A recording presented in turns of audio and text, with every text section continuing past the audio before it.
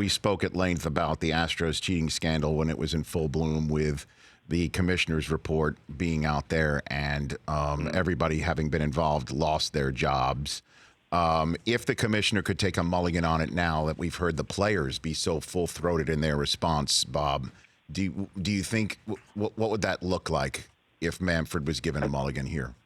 Same? Different? I think the only possible thing would be to consider vacating the title or placing an asterisk next to it for 2017. His thinking was that there was no precedent for that people who even have a superficial understanding of baseball history know about the 1919 Black Sox.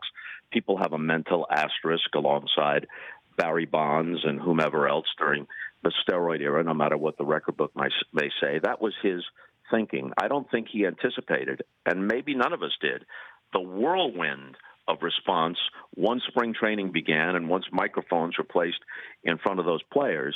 And I'm sure you've commented on this in the last few days yourself.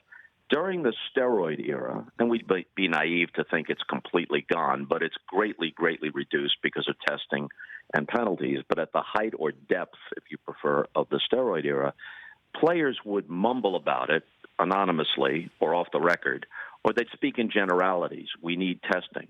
But they never called individuals out.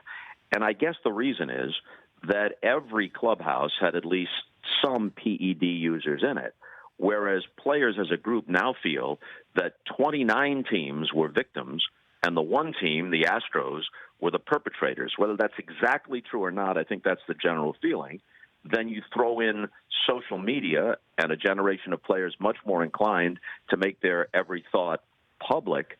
You've got a different situation than just a generation ago.